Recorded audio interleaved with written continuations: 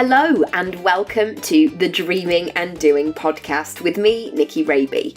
I'm an actor, coach, writer, speaker, podcaster and a mum. And in my coaching work, I work with creatives, personal brands, freelancers and small businesses. In my podcast, I talk about success, but not in a traditional sense. I have conversations with those who have built a business from something they love or who have made a pivot in their career. Also those who have built a brand or a job that maybe didn't exist when they were at school, and they found a way to monetize their skills, talents and expertise. I've spoken to loads of incredible people, coaches, designers, journalists, app creators, magazine editors, bloggers, content creators, authors, and all-round movers and shakers. I ask the questions that you want to know the answer to. So how they started, about money, saying no, saying yes, pitching, presenting, putting yourself out there even though it terrifies you, standing out in a busy online world, growing, scaling and making your work for you and your circumstances. The show notes are always at nickyraby.com/podcast and the conversation continues across social media, often on Instagram, my favourite platform, at Nicky Raby. Thanks so much for listening. It's great to have you with us. In today's episode, I'm talking to Katie Woods, who is a mum of 4. She's a dentist and also she has a brilliant interiors Instagram and a blog, Come Down to the Woods, and also co-founder of No House Rules. We have a great chat today about how 30s is definitely the new 20s, as in when you become a grown-up, obviously all the responsibilities and life admin occurs, but also space to actually step into this new version of yourself, to fill your life full of lots of different elements, stuff that is really going to light you up, and so you spend more time doing what you love, which is the whole point, right? Anyway, come over to Instagram if you want to join in the conversation at Nicky Raby, or you can find all the show notes, nickyraby.com/podcast. And I look forward to your thoughts. Also, as well, I've only got a couple of spots left for the next coming months. So if you do want some coaching with me one-on-one, have a look at my coaching page, nickyraby.com/coaching. I think you'll love this episode, and I'm not to blame, definitely, if you want to knock down some walls afterwards because you're feeling all inspired. Anyway, I'm going to get into the episode. Here it is. Enjoy. Hey, Katie, how are you? Hi, Nikki. I'm great. How are you? Really good, thanks. Thanks so much for being on the podcast. So if people don't know you, what do you do? Oh, well, loads. I'm very what busy. What don't you do? No, I guess my main job, most important job, is I'm a mom of 4 kids. They're all little still. So I've got twins who are 8. I had the twin boys. I've got a little boy called Toby who's 4 and a little girl called Dottie who's 2. So I guess that's what takes up the majority of my time. But I'm also a dentist. So I've been a dentist for the past 18 years. And more recently, I've become, I don't even know what to call it. I basically play about on Instagram and have loads of fun. And now I've made a little bit of a career out of it, which is really exciting. Amazing. Have you always like known that you were going to do lots of things? Like we touched on it a little bit before we recorded, that there sort of hasn't been a master plan, that you've sort of, this has evolved, as it were. Never. I mean, I always knew from a young age that I was going to do something medical. And I've always been very busy. You know, I've never really stopped.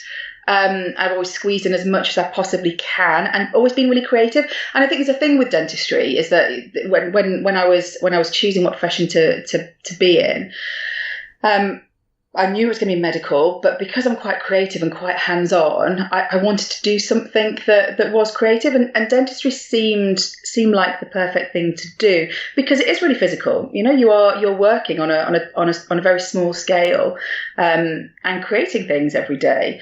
So I guess that's why I chose dentistry and love it. but always knew there was something else in me, you know, something more to do. And I never really knew what. Did that change for you when you became a mum? Was it something that sort of suddenly your creativity came out to play more? Of you, I don't know, having that sense of I want something for me as well? I think that as soon as I had children, dentistry became second place to that. And I think it always does as a mom, doesn't it? You know, your career does just sit back a little bit. But yeah, you're right. You know, I had a lot of time at home, and I had a lot of time doing things that I wasn't doing before. You know, I was working full time, sitting in a surgery, and it's not that inspiring, dentistry, for that. You know, you are occasionally people try to put some wacky pictures up for you to have a look, but generally it is quite a clinical space, isn't it? It really is. It really is, and it's quite monotonous, you know. And I worked within the NHS, and it was a very quick pace, and I love my patients, absolutely love my patients, and for me that was the best part of my job. So you had the dentistry. Did you know that there was something else cooking in the background as well, though? Always. I think that being a creative person, I think that there's always other things cooking. You know, there's always something else that you think that you can do. And it was just finding the opportunity to do it. So when our house renovation came up, and I was done with my children at that point, so, you know, I was pregnant with my fourth, and 4 is enough for anybody. Everything just fell into place. You know, the pieces aligned, and this huge project literally just fell in our laps, and just got my creative juices flowing, really. What was that process like of buying that house? Because I am a bit addicted to Kevin McLeod and Grand Designs and love all of that. And I was actually saying in another podcast of sort of saying, if I had the opportunity just to sit and write a book and, you know, go, right, I've got 2 weeks to finish it, I would end up just watching Homes Under the Hammer and just going, well, I've watched 14 episodes, so I feel like I can make it. Yeah, so I know I can do it. Yeah, I could definitely do it. Yeah. Everyone thinks that, don't they? I mean, it was horrific and amazing in totally equal measures. I think that we completely underestimated the amount of work that needed doing. And I think, again, most people do that. But coupled with a newborn baby, you know, our baby was born in the December, and we moved in the April, and we got going pretty much straight away. So coupled with that, it pulled us in so many different directions. You know, I was working. I went back to work when she was 6 months old. So I was doing teeth. We'd moved out into a rental house. So, you know, we'd had to pack up our life again. Wow. And it was really, really, really tough. And anyone who says any different, well, they're just superheroes, because it was crazy, absolutely crazy. You know, you're constantly trying to make everybody happy. You know, you're trying to make sure your kids are okay. You're trying to make sure that the budget's okay. And it's a massive juggle. And what are how do you do that without sort of, I mean, maybe you did have a Pat Butcher moment of going, and kind of sliding down a wall, but how did you, because it always happens, doesn't it? And I think this is the thing, is like, I know, like, my cousin has just turned 30, and all her mates, they're doing all this, like, so I'm going to Ibiza, and then I'm going away with my parents, and then I'm doing this, and it's all like celebration. Then it's this thing of like, yes, because 30's round the corner, and you're about to have the most bonkers, like, 10 years of your life, probably, if that involves the most exciting 10 years of your life. My 30s have been incredible. Me too. Absolutely love my 30s. I mean, I turned 40 in August, and I'm sure. Well, hopefully, I'll feel the same about my 40s. You know, hopefully, 40s to 50s will be just as incredible, if not more. But you're right. You know, you cram so much in, don't you? You know, your babies, your house, your everything, your work, you know, your profession. I genuinely don't know how we all have time to do it, but we do. But in answer to your question about how did we do it, I think that it's just by being really naive, and also really, really stubborn. So, you know, the naivety came into play just like I was saying, just totally underestimating what there was to do. And I won't be beaten at anything. That's I say one of my qualities. I'm not even sure whether it is a quality. Sometimes it bites me in the bum. But I was always going to do it and do it well and find a way. There's always a way. There's always a way. Totally. And had you had experience of doing up houses previously? Pretty much zero. I love this even more. It's great. It's like, have you ever driven a plane before? No, I haven't, but I will. Because that's what I'm like. I am totally like, let's just take the whole thing out. And Matt is like, let's be a Boy Scout about it and follow each and everything, to the detail. And oh gosh, there's always a row after a flat pack furniture purchase. Yeah, I think I'd had about the same amount of experiences as you have, watching Homes Under the Hammer. And no, we'd done a very, very small project in our old house 10 years ago. So we knocked a wall down and put some glass doors on the back. But certainly, nothing like this. There was not a wall that didn't get taken back to brick, a ceiling that didn't come down. Wow. It's unrecognisable now on the inside.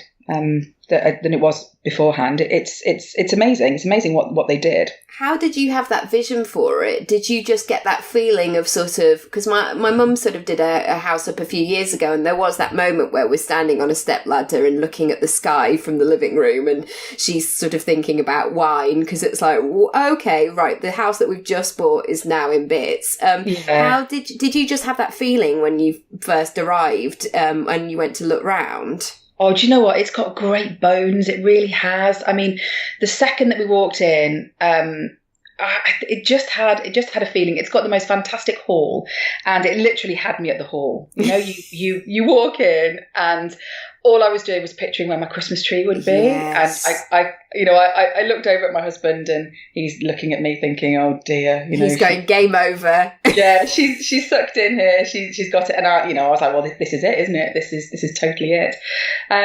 So as far as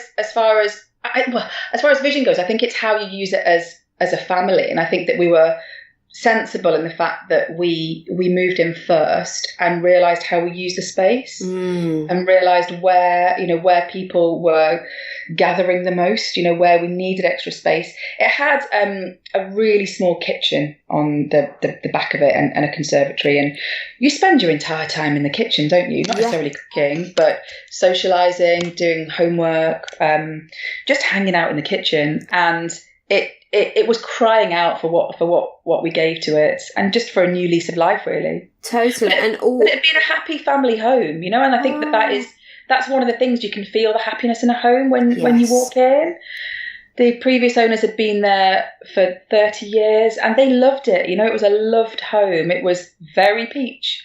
Very, very peach. Wow. Yeah, my nana is about to be 92, and she has a peach bathroom, and I always just feel like I'm clashing because I've got ginger hair. I'm like, oh my goodness, this is not my space. I should not. What? The peach is going to make a comeback. It is. I'll regret all these decisions, deleting it all. Yeah. It'll be back. You'll be running into M&S going, give me that peach bath foam immediately. Absolutely. Quickly. How did the Instagram career or the fun begin?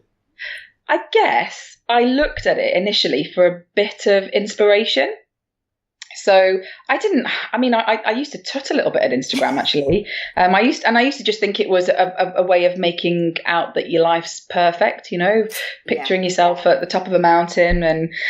And then the more I looked at it, the more I realised, hang on, I don't really have to buy these magazines anymore. This could save me a fortune. Yes. There were all these people posting this wonderful inspiration, and thought, I could do that. And not that it was a challenge, it was a process. It felt like it was a way of documenting the house's progress, a bit of a baby book. Yeah. And that's how the blog came about as well. And we all do it, don't we? We don't take enough photos, we don't write down enough. And I felt like this deserved it. This project just deserved to be documented. And the more I posted, and I didn't really post very much to begin with, a few pictures of peach curtains. If you scroll back to right at the very beginning of my account, it's really funny. Well, I'm not saying I'm funny, but the pictures that I put on are relatively funny, of the inside of the house to begin with. And then it was the interaction that we got, because it wasn't just like a magazine. It wasn't just like flicking through the pages. The pages answered back at you. You could ask the pages questions. It felt a bit magical, really, and that sounds a bit sad, but it sucked me in a little bit.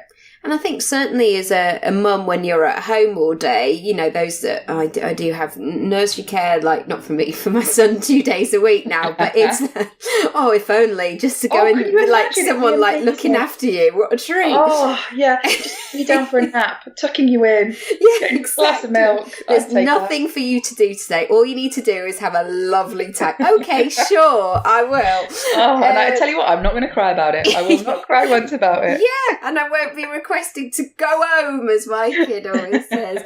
I think it is that thing of sort of, when you're at home and sort of, it can, especially if you've had a really full life before, it can feel quite isolating sometimes. And sometimes you just need ideas to sort of bounce around with people and open up that conversation and remember that bit of you pre-kids as well.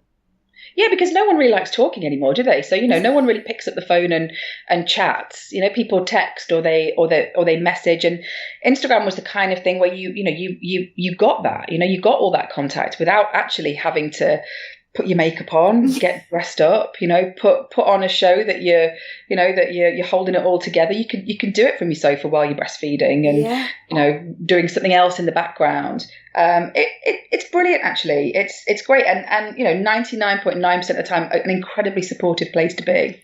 How do you find, because I feel like you've got such this is somebody who knows zero about interiors, just like, I like that or I don't. That's why but I think you've got such a brilliant, unique sense of style, and I absolutely love colour. Where does it come from? How did you, because I guess also as well, like all the pictures that I see, they're really fun. It feels like a house you want to hang out with. I've spoken about this on the podcast before. In my early days, of being a student, I used to nanny in some really fancy houses in London, and the sort of the 5 million type situations, but where you can't sit on sofas and you can't mess with. And they're all beige and all like, I just can't believe that anybody lives there. Whereas yours just looks like a lovely place that you could actually take your shoes off and hang out in. Or not take your shoes off. Yeah. I'm okay with that too. And that's a lovely thing to say, because that's exactly how I want it to be, or how we want it to be. We want our family to live in it. Yes. we want for people to have fun in it. And it's funny you should say, where does it all come from? Because I was thinking about this the other day, and I run an account called No House Rules with someone I met on Instagram called Amy, and we do events, so we do interior events, and we're trying to champion bringing them up north. But the other week we had one with Kate Watson Smythe, who's mad about the house, and she was chatting about, she was giving a talk, an amazing talk about how your wardrobe influences your interior choices, and she was pointing out some people in the audience saying, well, and in a nice way, not heckling them, and you look floral, yeah. But, about how you put an outfit together. And I looked down and I was dressed entirely in black. And it really made me think. And I thought, wow, when did I stop dressing like my house?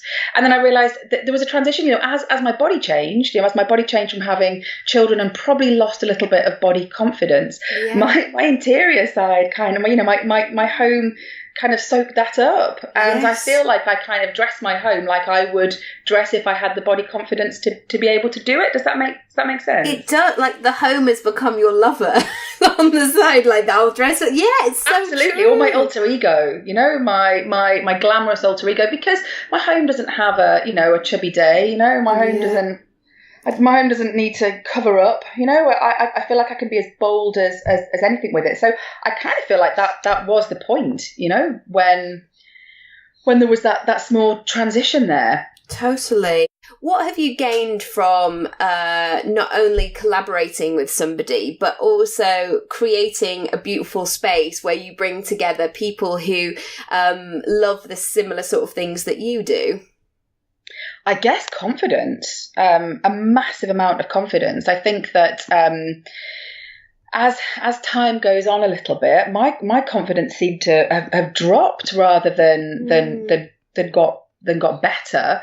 And I think that kind of feeling that I can do something. People are listening to me, and feeling a little bit more. And I'm no expert. I'm not professing to be any kind of expert, but the way that people interact with what I'm doing makes me feel like I know what I'm doing. Yeah.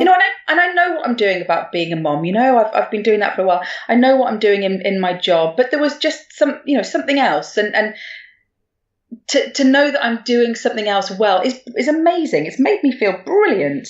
Because actually there's nothing like, and I'm sure because you've got 4 as well, there's nothing like a bit of sleep deprivation for you to question your life choices, because, you know what?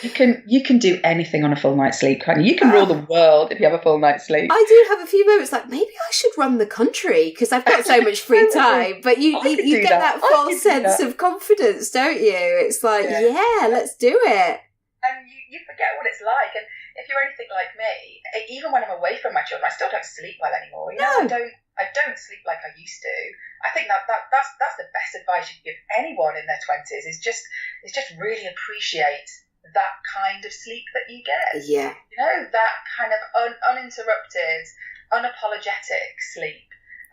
Because that seems to have disappeared. Maybe we'll get it back one day. I mean, I hope so. Like when people sort of say, like, I can't wake the teenagers now, like that will be the dream, because, when they get up at midday and... We've only been up since 6 doing something. And then I'll be that slightly passive-aggressive, like, well, I've cleaned the house, I've cleaned the car, what have you been doing with your life? Yeah, it's so true. We'll all turn into that, Mom. Totally. How do you split your focus between doing your various, having the various strands of your life? Certainly for my job, it's really easy to split it because I'm at work or I'm not at work. Yeah. And that's always been really easy in my life. It's one of the simplest jobs to explain. That's what I found really hard when people ask me what I do now. I find it really hard to explain what I do, whereas historically I'm a dentist, yes. And then no one asks anything else. So as far as the dentistry goes, I'm at work or not at work. And I find it, I'm not going to lie, I find it incredibly hard to split my time or to even define my time when I'm at home, because I feel like I'm always working. Yes. There's no excuse to switch off, and that is something that I certainly need to get better at, and I think that I'm probably not the only one. I think we all live on the end of our phones or at the end of our laptop, don't we? And also, I love what I'm doing. I love what I do, and it's really... Yeah, if I hated it and I was like, in a miserable job or in a miserable office, getting vaguely excited the fact that it was Wednesday and only 2 more days, like I've never had that because I love what I do. I completely agree, and it doesn't feel like work. When something feels exciting and when something feels good, it doesn't really feel like work. No. But obviously, it's very difficult when you're trying to answer an email or a question. That someone's asked you while you're cooking the pasta and while you're trying to do that. So I won't lie, I find it incredibly hard, and I'm still learning to do that. Really, I think my husband's good. He just tells me, he just picks up my phone and just puts it in a different room. Sometimes he bans it. He treats me like a child, which I get really cross and petulant about, but it's a really good thing. Yeah, and I think when you've been with someone for a long time, they only have to just give you that look of like, what are you doing? Let's stop this. I know as well. When he says that, you're like, oh yeah, I know, I shouldn't be doing that. And it's so irritating when they, isn't it? You're like, all right. Yeah, exactly. Where do you want to be in 5 years' time? Do you still think you'll have all these different strands? Like, where is No House Rules going? What's the big, like, do you have a bit of a creative plan? Well, the thing about the No House Rules is that I'm doing it with somebody, and it's so nice working with somebody else. It is. You share the load. You can bounce ideas off people. It's amazing. So I would love to grow that. We run an interiors club, so it's a monthly interiors club where we work on discounts for people, and we bring like-minded people together, which is brilliant. So we do a couple of days on that a week. And I'd like to do more. As far as the blog goes, that's really fun. So I would like to continue with the blog, and I'll always continue with the teeth. So in 5 years' time, I'd basically like to be doing what I'm doing now, just a bit pimped up. Yeah. And also that's really important to also talk about, like, the fact that you have all the different things, because I think sometimes people can assume I'll just set up an Instagram account and then it will just pay for itself, and then I'll just be living like this kind of dream life. And I think it's important, and I sort of say it to clients that might get in touch saying, well, I'm having a baby in 2 weeks, like, and I'd really like to start a business. And it's this thing of like, just keep things secure where you can, and then because we've all got bills to pay as well. Yeah, and I think that there's no problem talking about money, and there's no problem talking about finances. I think that not many people in this industry do, or not many people in life talk about money. It's okay to say I'm going to do that because that pays my bills. Yeah. You know, that gives me security. Which is my dentistry, really, and it ticks other boxes too. But I'll never stop doing it for that.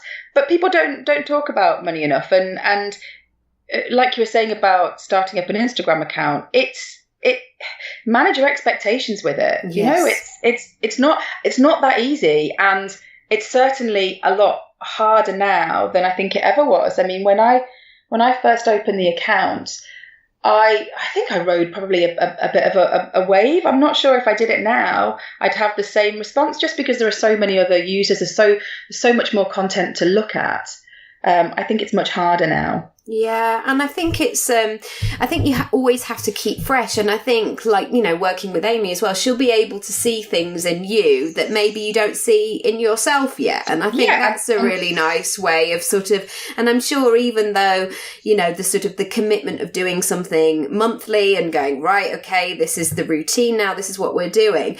When you actually come to go and do your own stuff and the next day, it will come so much quicker and easier because you've filled up your sort of pot of inspiration. Yeah, and it's so nice to be able to bounce ideas off people. So nice. We work incredibly well together. And do you know what? We have loads of fun. We don't stop when we work together. We don't stop laughing. And it's wonderful, and that's when it doesn't really feel like work. We quite often do Insta lives, and sometimes you look back on it and go, oh my goodness, but because we're laughing, we're laughing through it and we're giggling through it. It's brilliant. It's absolutely brilliant. That's exactly what you want. And one final question, which is, what's the next house project? What are you cooking that we haven't seen? Well, within the house, I always said never and never again. I always said I'd never do another big project. But I would, now it's a bit like childbirth, isn't it? You forget about it. Yeah. Just why I've gone on to have 4, so maybe there will be another big project. But as far as within the house, I made quite a lot of mistakes, and I'll hold my hands up and say that there were a lot of, I if you look through my account, you'll see the big, bold, bright stuff. You'll see the things that are colourful. And in our extension at the back, I went really vanilla. I went really, really plain, thinking, do you know what? It'll be timeless. It'll last. We're spending a lot of money on the kitchen. We best make it white and grey. And I hate it. Oh, and did you hate it as soon as it had been done? So yeah, we did everything at once. And no, that's a lie. Actually, we did the front room, the blue room, with the big blue fireplace. As soon as we moved in, I had to do a room. I had to put my stamp on it, and we did that before we'd done, knowing that we weren't going to change this room.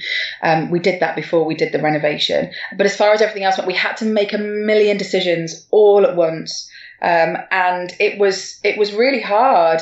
And you're constantly pushed. The builders, the decorators, they want an answer. And I made loads of mistakes in that back room, mistakes that I actually can't fix. The flooring, I'm not happy with. It's too plain. The kitchen, although it's wonderful, it's just not enough for me. Of course it's enough for me, but it's not out there enough for me, and it makes me feel a bit itchy. You're like, why did I do that? Why did I not go with my gut and choose the different taps? Why did I just go plain? So I'm doing what I can in there at the moment. So I'm making a few changes in there. So because I never put any pictures of that room up. I know that itchy feeling. So like I'm like a kid that's like seeing the chocolate biscuits in the cupboard going, can we open them now? Can we move it now? Can we do this? Can we do, like, we just bought Oscar a new bed the other week, and I'm saying to Matt, like, can we open it now? And he's just like, wow, do you want to just chill out a minute? Because all in good time. Like that. It's exciting. You're excited by it. And totally, and I think it's that thing, we all have such adult responsibilities, and you want to have that kid at Christmas type situation sometimes. So because when was the last time you felt real excitement? Because you watch your children opening presents at Christmas, don't you? And you think, wow, I cannot remember the last time I was that excited about something. This change in my life has brought back the excitement. It's brought back that kind of little tingle. Going, oh, I could do that, or I could do that. And so I'm very grateful for that.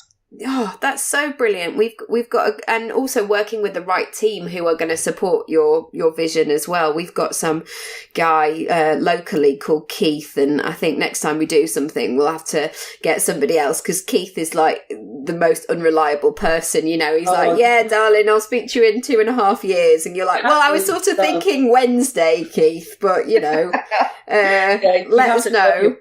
You have to absolutely love them. I wrote a blog piece, and it's an old one now, but if you go onto the blog, you'll find it. But it's entitled "What I Wish I'd Known," and it's a bit tongue in cheek, but it's all of those things that I really, really do wish that I'd known before we started. And one of them is about how much you need to love your builders. If there is any doubt in your mind, then don't go with them. Our builders came to my husband's 40th. We're still in contact with them now. We'd go out for dinner with them. It was a really nice relationship, and that made it work, because I don't think I could have done it with somebody that I didn't love. No. I always think that when people have childcare, people who are in their house, you've got to really like them. And sort of, my auntie and uncle live in Hong Kong, and they've always had somebody who helps in their house, which has been lovely. And she's lived with them for 25 years or something, and I was talking to my uncle about it, just saying, how does that work? And he's like, she's so part of our family, and she's like, my cousin was the ring bearer at her son's wedding, and like, it's that sort of thing. But to have staff, can you imagine? I know. Yeah, like, oh my god, yeah, I remember going there, and she ironed a pair of my trousers, and I had to double take because I didn't recognise them because they look so good. If people want to come and find out more about you, where should they go? So my Instagram account is at Come Down to the Woods, and my blog of the same name, so comedowntothe.woods.com. And you'll find me at No House Rules, and exactly the same, nohouserules.com. Amazing. Thank you so much. I feel like I'll send you some pictures. I'll be like, Katie, I just got a bit inspired and I've knocked down a wall. I've just started the extension by myself. I'm not quite sure what to do, but thank you. Thank you so much. You've been so great. My pleasure. Take care. Bye. Bye. Bye, Nikki. Thank you so much for listening. I hope you enjoyed it, and I would love to hear what you thought of the episode and share any takeaways with me. Come and find me across social media at Nicky Raby, or you can visit the podcast page, nickyraby.com/podcast.